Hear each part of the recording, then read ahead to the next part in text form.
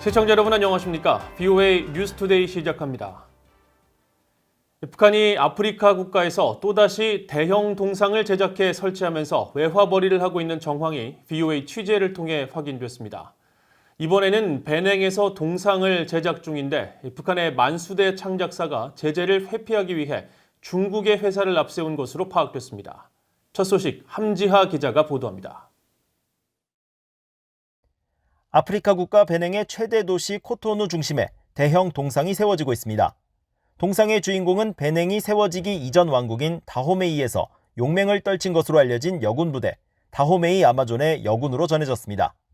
현지에서는 동상 제작을 설명하는 보도가 나왔는데 여성 용사가 왼손에 창을 쥐고 한쪽을 응시하는 모습으로 높이가 30m에 달하는 거대한 규모입니다.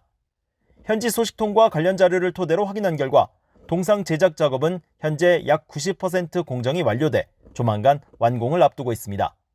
동상 제작 비용은 대략 $10,000,000. 제작사는 올해 초 베냉 정부와 건설 계약을 맺으면서 추진돼 올해 5월부터 공사를 시작한 북한의 만수대 창작사인 것으로 현지 소식통 등을 통해 파악됐습니다. 이 때문에 북한은 중국의 업체를 전면에 내세워 진행하면서 여러 부분으로 나눈 주물 작업을 중국에서 마친 뒤 이를 베냉으로 옮겨와 조립하는 방식을 쓰는 것으로 전해졌습니다. 만수대 창작사는 해외 법인격인 만수대 해외 프로젝트 그룹과 함께 유엔과 미국 등의 제재 대상입니다. 북한은 김일성 일가에 대한 우상화 작업을 벌이면서 거대 동상 제작에 뛰어난 기술을 갖추면서 동상 수출로 연간 수천만 달러를 벌어들인 것으로 알려졌습니다.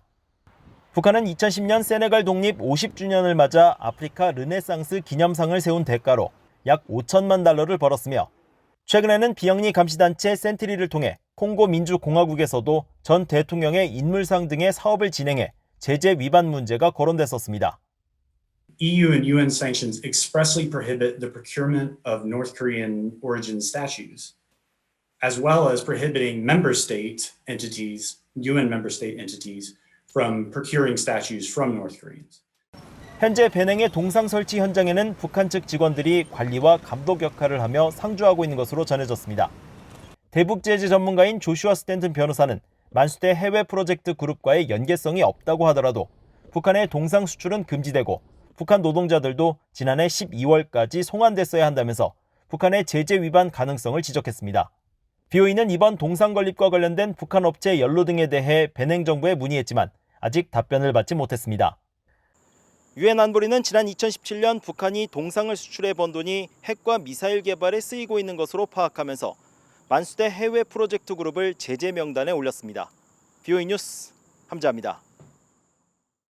국제적십자위원회가 한국전쟁 발발 직후 남북한 모두의 인도적 지원을 제의했지만 북한 당국은 응답하지 않은 것으로 드러났습니다. 국제적십자위원회는 새로 공개한 한국전쟁 기록물에서 한국 내 북한군 포로 수용소를 160번 방문해 지원 내용을 자세히 설명했지만 한국군 포로에 대한 설명은 거의 없어 규명 노력이 더 필요하다는 지적도 나오고 있습니다. 김영권 기자가 보도합니다.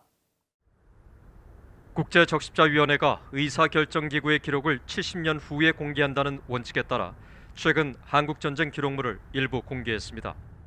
스위스 공영 매체 스위스인포는 이 가운데 일부 자료 입수를 통해 국제적십자위원회가 북한의 침공으로 시작된 한국전쟁 발발 직후 남북한 당국 모두에 전보를 보내 지원 제의를 했지만 북한 외무성은 아무런 응답이 없었던 사실을 밝혔습니다.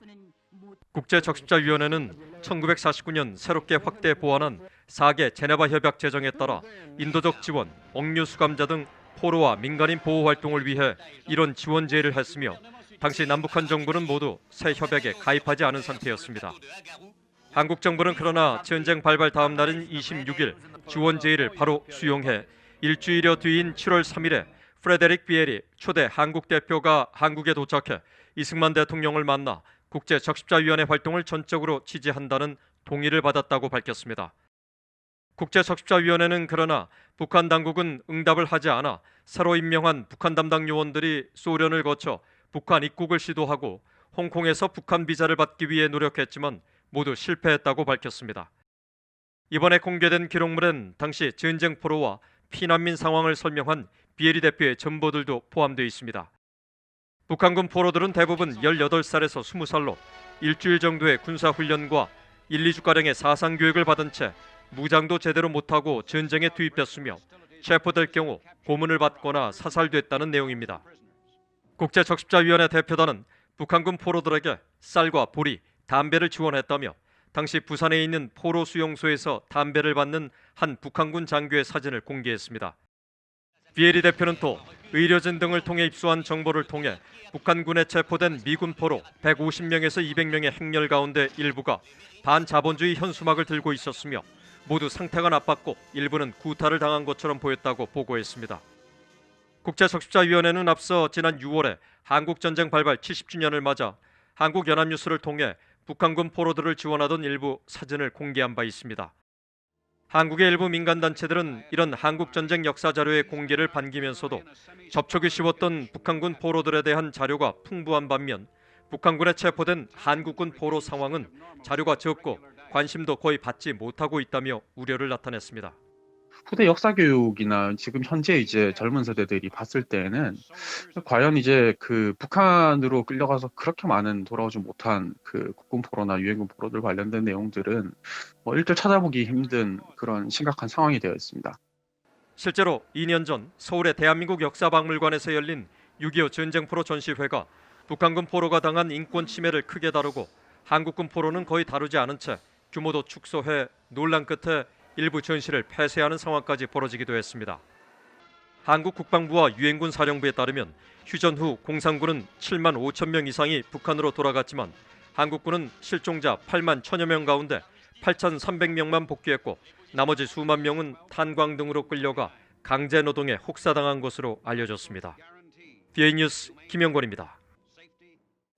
북한 내 주민들이 신종 코로나 바이러스 방역 조치로 인한 국경 봉쇄 여파로 식량난을 심하게 겪고 있으며 주민들 사이에서 영양실조에 걸린 사람들이 갑자기 죽는 귀신병이 돌고 있다고 국제 선교단체가 밝혔습니다.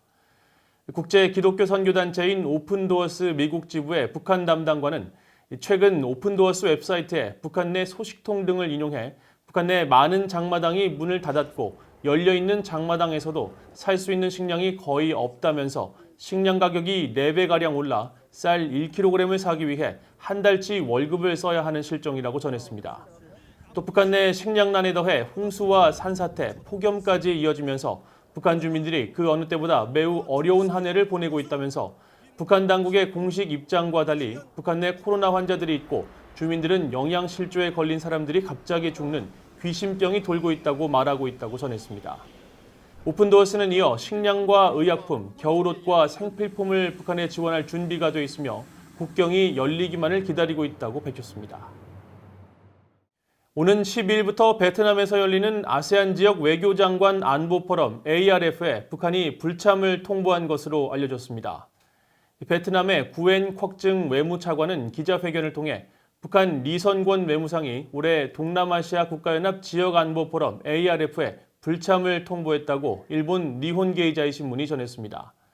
신문은 또 이번 포럼에는 주 베트남 북한 대사관의 외교관이 대신 참석할 예정이라면서 북한 외무상의 ARF 불참은 올해로 2년 연속이라고 덧붙였습니다. ARF는 북한이 정기적으로 참가해온 영내 유일한 다자 협의체인데 북한은 하노이 미북 정상회담이 결렬됐던 지난해 8월에도 참석하지 않았습니다.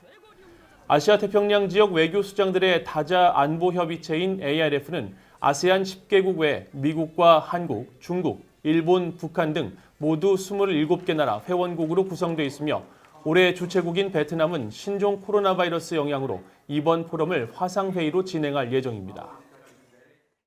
유엔은 북한의 지난 1년 41건 등 모두 316건의 강제 실종 사건에 대한 정보 제공을 요청했지만 북한은 비협조적인 태도로 일관하고 있다고 지적했습니다. 유엔 산하 강제적 비자발적 실종에 관한 실무그룹은 최근 공개한 연례 보고서에서 지난 1년 동안 41건을 포함해 지금까지 북한 당국에 정보 제공을 요청한 강제 실종 사건은 모두 316건이라고 밝혔습니다. 실무그룹은 이어 여러 국가들의 관여와 협력 부족에 대해 여전히 우려하고 있다면서 북한을 거론하며 북한은 제기된 사건에 대해 실질적인 정보 없이 원론적인 답변으로 일관하고 있다고 비판했습니다. 또 현장 조사를 위해 지난 2015년 5월 북한 방문을 요청했지만 아직도 긍정적인 답변을 받지 못했으며 지난 3월 관련 요청을 다시 상기시키는 서한을 보냈다고 설명했습니다. 앞서 서울 유엔 인권사무소는 최근 트위터 계정을 통해 강제 실종 희생자의 날을 맞아 북한에서 실종된 모든 사람을 기억하자며 1969년 대한항공 피랍으로 실종된 승객과 직원 11명, 1970, 80년대에 납치된 일본인 12명과 정치범 수용소에 구금된 사람들을 강조했습니다. 도널드 트럼프 대통령은 자신이 김정은 북한 국무위원장으로부터 받은 친서를 러브레터라고 말한 것은 비꼬아서 표현한 것이라면서 이 같은 내용을 공개한 존 볼튼 전 백악관 국가안보보좌관을 비난했습니다. 트럼프 대통령은 7일 트위터에 올린 글을 통해 자신이 김정은에게서 온 친서가 마치 러브레터인 것처럼 논의했다고 존 볼턴이 말했다는 것을 방금 들었다면서 러브레터라는 표현은 분명히 비꼰 것이며 볼튼은 정말 멍청하다고 비난했습니다. 트럼프 대통령은 지난 2018년 6월 첫 미북 정상회담 이후 김 위원장의 친서를 받고 김 위원장이 매우 아름다운 편지를 보내왔고 우리는 사랑에 빠졌다고 밝힌 바 있으며 이후에도 김 위원장의 친서를 자신과 김 위원장 사이의 친선과 우호의 상징으로 표현한 바 있습니다. 이에 대해 존 볼튼 전 보좌관은 지난 6월 발간한 자신의 회고록과 언론 인터뷰를 통해 트럼프 대통령이 김 위원장과의 관계를 실제로 어떻게 생각하는지 안다면 크게 비웃음을 당할 것이라면서 트럼프 대통령이 실제로는 친서에 시큰둥한 반응을 보였음에도 개인적 이익을 위해 러브레터로 둔갑시켰다는 취지로 말했으며 두 사람이 깊은 관계였다고 하더라도 김정은이 결코 핵을 포기하지 않을 것이라는 사실은 변함이 없다고 밝힌 바 있습니다. 이상으로 VOA 뉴스투데이를 마칩니다. 시청해주신 여러분 고맙습니다.